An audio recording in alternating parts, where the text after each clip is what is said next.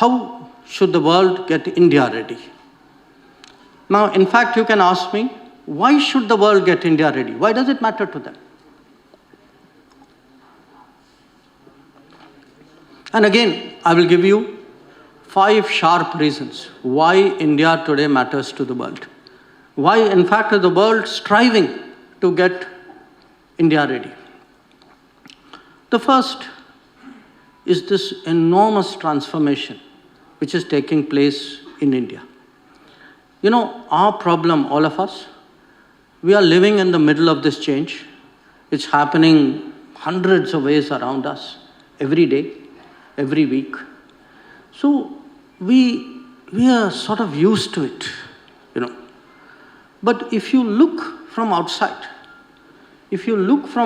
and you reference this, you know, with how India used to be before, now you will, you know, the sharp change occurs very, very much to people.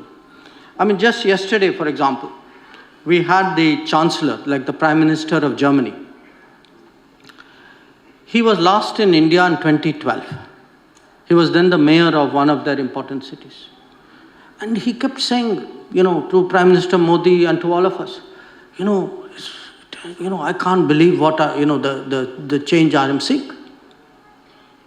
It strikes you, and I say this as someone, you know, part of traveling abroad a lot, sometimes of living abroad. You have that ability to judge your own, society very, very objectively. So if you look at how we handled COVID, I cannot tell you how much global respect that we have got. If you...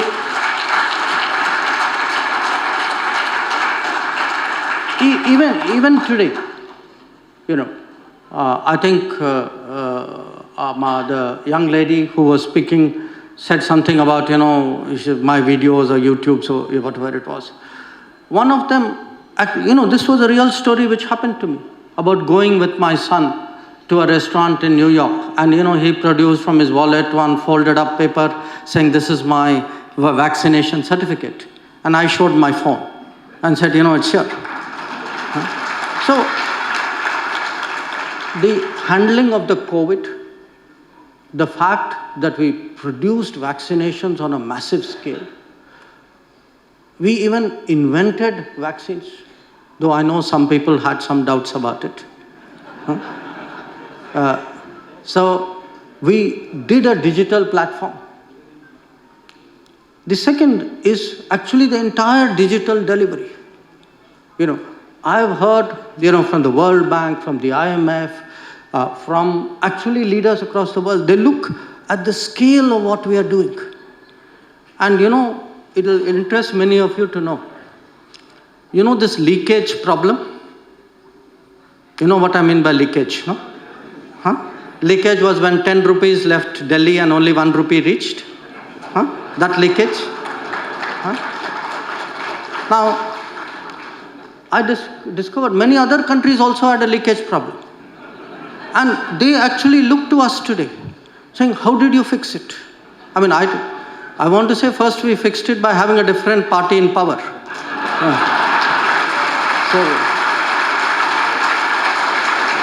we of course, we then fixed it by applying technology also. So the point is, if you look at digital delivery, you know, the scale of our digital delivery is astounding. You take any yojana, the kind of numbers, Garib Kalyan Anna Yojana, 80 crore. 80 crore the population of Europe and America, and still another 5-10 crore left out there. You know, you look at the Jandhan Yojana, 40 crore. Even Ujjwala, 8 crore. 8 crore is the population of Germany. You look at beneficiaries of Awas Yojana. Awas Yojana, 30 crore. 30 million, 3 crore. 5 people per family. That means 15 crore people. That's the population of Japan. So, you know, when they look at our programs, we think it's a program. For the world, it is a country, sometimes a continent, sometimes half the world. So they look at this and then ask themselves, how is this happening? Why didn't it happen before 2014? As I said, 50% answer was technology. So the point I'm making is, and even infrastructure, you look today at the pace of infrastructure. Again, Kishan Reddy ji spoke about the Northeast connection. Any of you travel to any state in India and look at the work which is going on. Work on national highways, work on railways. I mean, every day you're reading a railway story. Something new has happened there, something has happened there. The airports, the water connection, the electricity connection. So when people see, a lot of these are coordinated through an initiative called Gati Shakti. So it is today our COVID handling, our digital delivery, our Gati Shakti, and what is of great interest to the world is the young people of India. They are looking at our talent, our education, at skills. When they read about Startup India, I can tell you can actually see them, that they're looking at you very differently. They know more about how many unicorns there are in India than we do. Because it's for them a measurement of, how the country is progressing. The second, of course, is the resolve and the independence of India. So first, they look at our capabilities, the change, I would say almost the revolution over the last 10 years.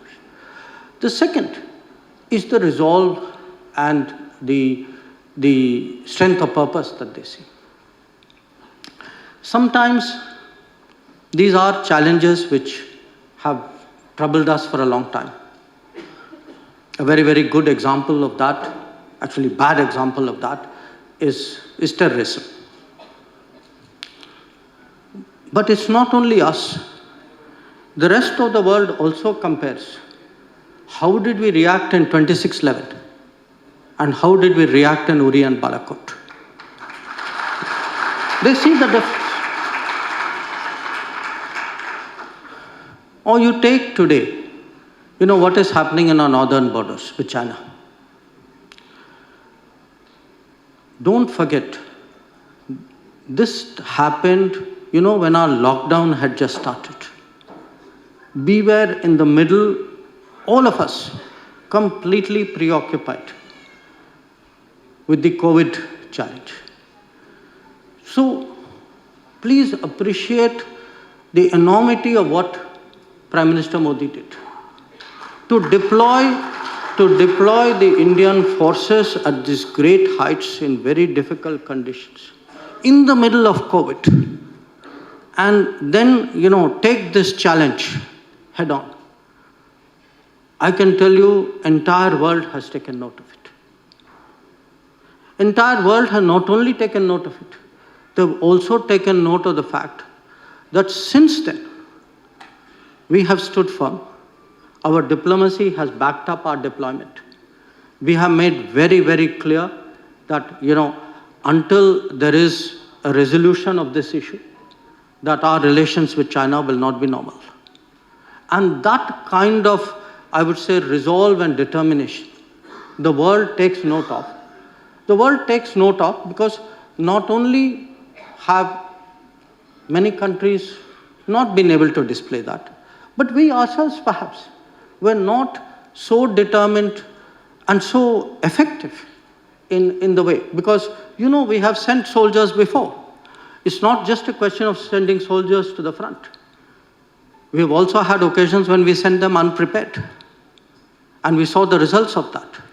This time around, whoever has been sent has been fully, I would say, equipped, supported, ensured that they are able to stay at that level. There are challenges, especially of infrastructure, because for many years that was neglected.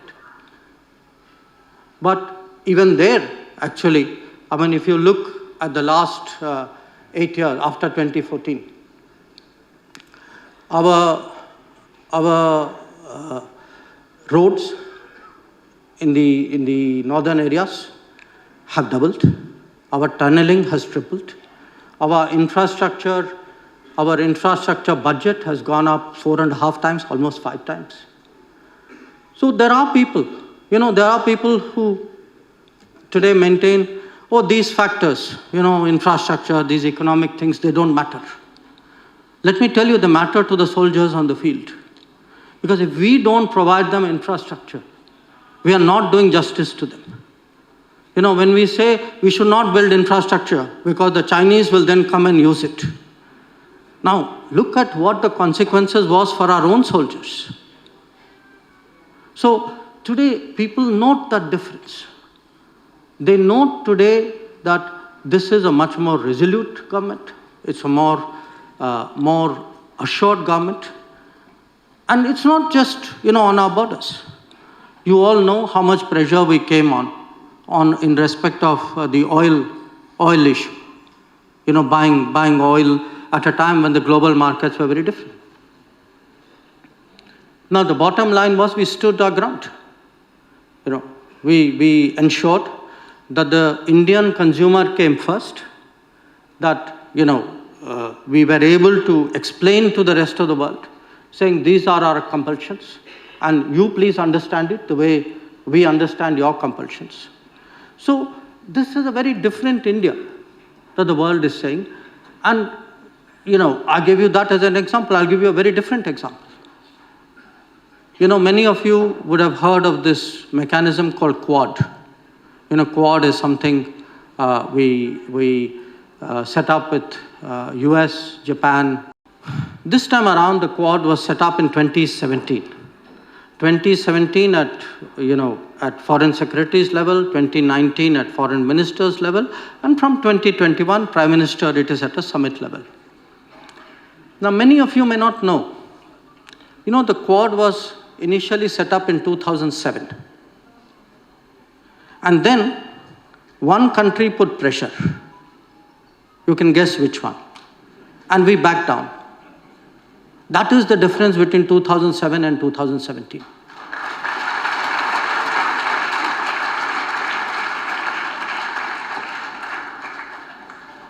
A third reason why the world is getting India ready is also our contributions. We are a little tight on time, so I'll just rush this part.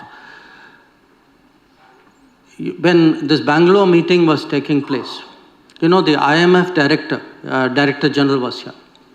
She said something very, very noteworthy. She said 15% of the growth, global economic growth this year is coming from India, 15%. That if you look in very adverse conditions, tremendous headwinds, the kind of headwinds I told you, COVID, Ukraine, debt, for us to maintain that 7% level is something which the world actually very much respects, it takes note of. But it's not just economic growth. I spoke about the talents of India. Remember, for them this is a contribution. There's a big semiconductor, there's a big chips debate. Who will control chips in the world is a huge strategic issue. The last time I was in the US, I was told by an American industry association saying 40,000 chip designers and engineers are in India, and without them, actually American industry will not be able to have that kind of position that it has. By the way, many of them in this city. So the point I'm making is, for the world, it is actually the changes of India, the strength of purpose in India, the I would say resolve, the self-confidence, the contributions that India is making, the ideas that India is tabling. Some of the big international initiatives have come from India. International Solar Initiative. We have right now, this year, after the International Day of Yoga, Prime Minister had another idea. This time, it's International Year of Millets. Now, I think I'm in a part of India where I don't have to explain millets to anybody. But remember one thing, and serious, I take this serious point. Millets was part of our history and heritage and culture. It was our food habit. We actually slowly started diluting it, giving it up. So when people speak about, our tradition, our history, this is not a question of, oh, that was in the past and we are headed in a modern direction. There are a lot of things which are very good for us in our culture, history, and traditions. And millet is a very, very good example of that. And finally, I think the world today is getting India ready because they see a country that is globally responsible, that is willing to step out there, make a big difference. Since 2014, we have built a huge reputation in the world as what is called a first responder in a crisis. Countries do that sometimes, mostly in their own neighborhood. But many of you would have seen that in this earthquake which took place in Turkey, in 24 hours, our NDRF team was there. That we were able to set up a field hospital. So, anytime your mood is a little down, watch the YouTube of that field hospital. Watch what Turks have to say. See what the world is saying today about India. You don't have to take it from an Indian foreign minister. I am a biased party. Listen to the world. Listen to the world talk about vaccines. Listen to the world talk about, Indian hospitals. Go to Sri Lanka. Ask them, which country has stood by you, in what manner. This is today what the world is seeing in us. So, let me therefore conclude on this note that the G20 is a unique opportunity. I think, as Kishanji said, these are exceptionally influential people who are going to come to India. Think of them as the top 100,000 influencers of the world. How do we influence the influencers? That is what this is about. We want them to go back with a real feel for India. Not the India they read in the newspapers and see in the TV. We want them to see authentic India.